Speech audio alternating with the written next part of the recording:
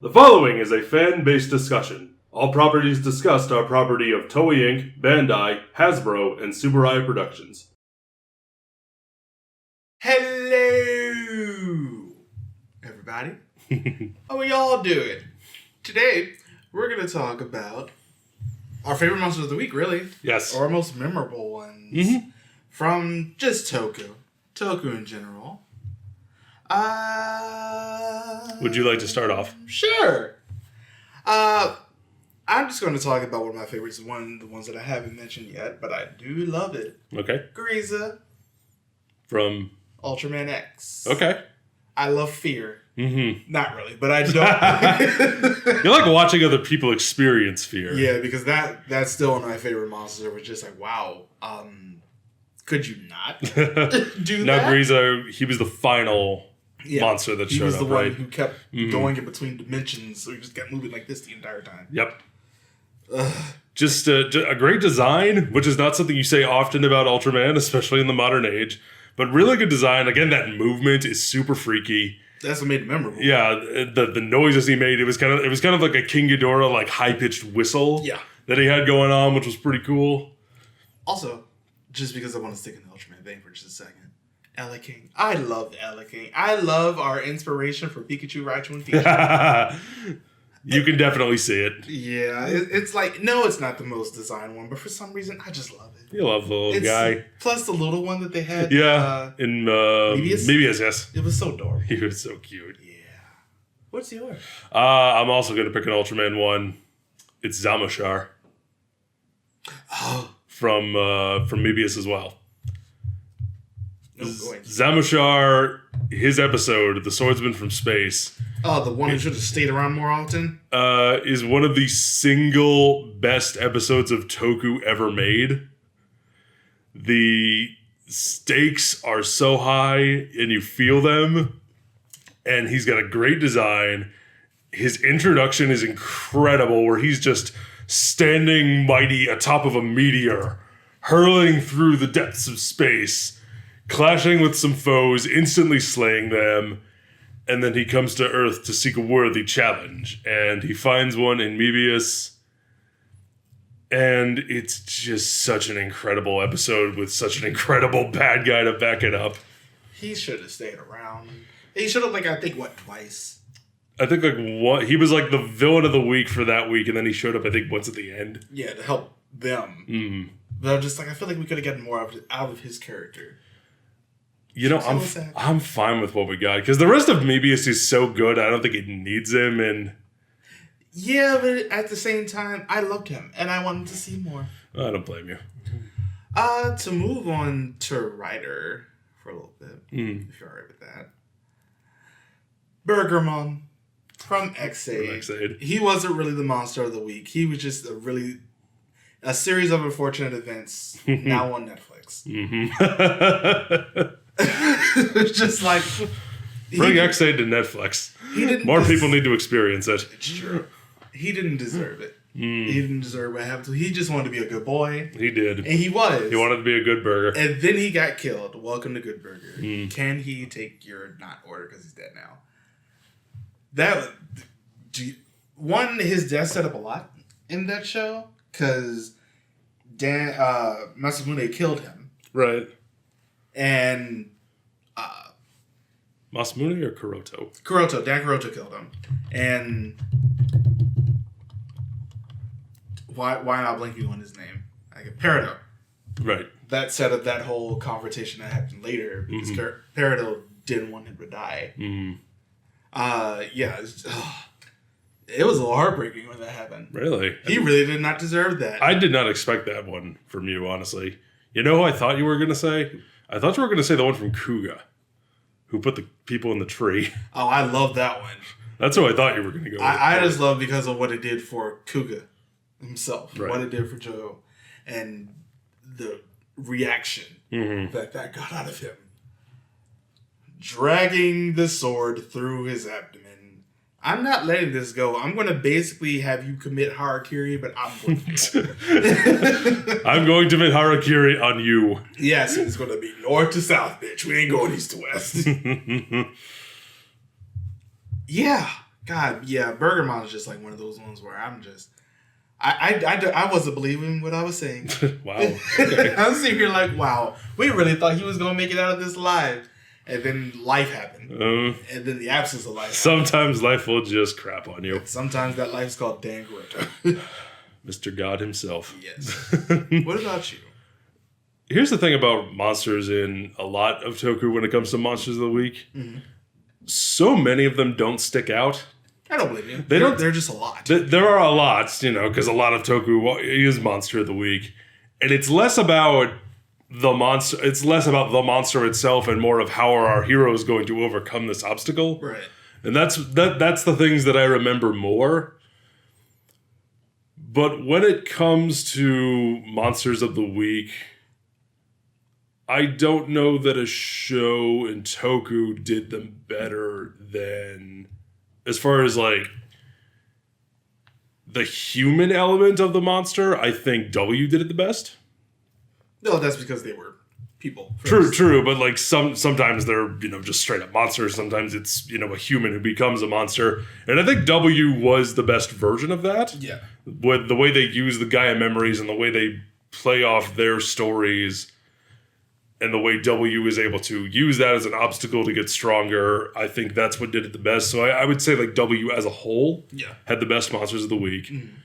Mm. But I also have to give a special shout out to Ryuki because they're just monsters. Yeah, they're sort of mindless. Monster, the man is the true monster at the end of the day. Yeah. And Ryuki is certainly no exception to that because the Rider War is the crux of that whole show. Like, yeah, they have monsters in the show. Yes, but the monsters, like the actual monsters in Ryuki, the fact that they're just like snarling beasts that just want to devour everything in sight is very primal and raw, and you can appreciate it. It really cuts through any kind of moral ambiguity there would be of like, oh, there's a human attached to this, how can I save them, so on and so forth. If we kill them too soon, that'll kill the monster, but it might also kill the human. No, it's just like we have our morally gray areas with our human characters, some of them at least, and then you have like Ojo, who's just evil incarnate. Yeah. But then you just have these like snarling beasts that our heroes can just cut down. And we can say, yay, they killed something bad. Yeah. And it feels good. It does. It gives us a nice break from all the endless interpersonal conflict. Yeah. Just speaking like as a whole, because you had sort of the exact opposite of that with Zenkaiger. Where the monsters just have so much inherent personality. So much personality, and it's all very much tied in. I would say Zenkaiger and Kira Major as well. Where their personalities are so fused in with what their theme is. Yeah. The way they're constantly making puns about their names and like whatever. My God, I love that. Yeah. Just like, how can I work my name into this? Oh. Speaking of which, I didn't say this in a Zenkaiser review. When Bokubusa is like doing all the worlds on his chest at the end of it, when he did the Go Ranger one, he sang the ending theme. And I was like, how dare you? Was it the dun dun dun dun dun? I don't remember that. He did that, and I was just like, who are you? What is this show? And why is it so good? Oh, dear. Just to get back to more individual, like, I could talk about the monsters in Zenkaiger really all day. We really could. We pretty much mentioned them all in our review of the show, so please go watch that if you haven't. Just to get to some other ones. I do like it a little bit when the monsters, not so much the monster of the week, but just the monster in general, is sort of a good guy. And I sort of miss because we really don't do that as much anymore nowadays. I would talk about just like the Wasp one from In Space, who Cassie had like this whole relationship with until it died at the end of the episode, I believe. He actually didn't die at the end of that episode. Well, good for him. Yeah, good for him. Good on you, Wasp. Yeah, I do like Waspicable. Yeah, which is like the weirdest thing. So like you couldn't put him as a bee. But I mean, it's a pun. You do what you can. It's a despicable wasp. I miss that. I miss that. The good monster. Like Amazon, the original one. Yeah. Had the mole. As his basically his friend. It did die later on. Yes. But didn't that get carried into Amazons as well? yes, because the other Amazon that was on the team was the mole one. Right. And I do sort of miss when they did things like that. They don't do it as much nowadays, where it's just like the monster doesn't want to be a bad guy, and so he ends up working with the Rangers more often than not. And it's, sometimes he doesn't make it, sometimes he does. Bergamon, or Despicable, and I do miss that. I miss the goodness in some of these. Complete opposite. Speconian Genio and what was his name? Murloc from SPD. The Mirror Monster. Okay. This guy was a psycho. He killed Tekon's parents and in SPD. If there ever is a place for just good old black and white good versus evil, it's Toku. Yeah. And on the other hand of that, we have Murloc, who killed Sky's dad. I just love how he was just a psycho. He was a psycho in jail. He was just nuts. Like that whole thing where they had to go to cover up the badge, cover up your eyes, anything that's reflective on you, you have to take it off. Otherwise, he gets out. And that's bad. And then he did get out because, the glory teeter. For those of you who've seen the movie Glory. But yeah, it's just... I love the dichotomy of what we can get. Sometimes we get something a little bit more humorous, like Zenkaiger. Sometimes we get something, just, I want to be the good guy, like Despicable and Bergamon. And sometimes we get a psycho. Like Murloc. Or Genio. Whichever name you want to go with there. I just love when they do things like that. Because, on the other hand, do you have any other favorite ones? When it comes to Sentai or just in general? Just in general. I gotta give a shout out to Kotatsu World. I love Kotatsu World. I gotta give a shout out to that one because it's so... I love the way Zenkaiger was able to take those monsters and just the way they were able to lean into the goofiness of it all and just play it up so much, because at the end of the day, he's like ruining everyone's lives by making them super comfy, but eventually turning them into cats, and that's just silly. And I'm here for it. Or like Dio World and Sapphire World, where Dio just like making everybody say Dia, and they couldn't draw anything but Dia and wanted Dia. Yes. And Sapphire World, who had a whole inferiority complex because he was a Dio World. Or Carrot World, who was just really stupid. He was just dumb. He just turned people into carrots, and that's just annoying. That's how we got Zenkai Red in the show proper. Yep.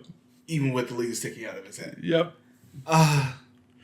On the other hand, though, we end up getting some ones who are just like, rawr.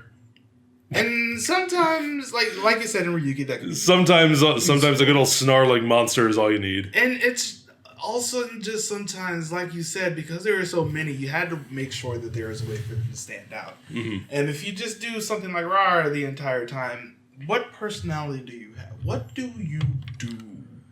In that case, I feel it's it's less about the monster itself. It's about how does the hero overcome them, or what the villain. How is what the monster doing affecting the hero? Yeah, whether it's attacking a supporting character, or just in general causing mayhem that's causing them to rethink their strategy, or thinking of some way they can get stronger, or getting a new power up, so on and so forth.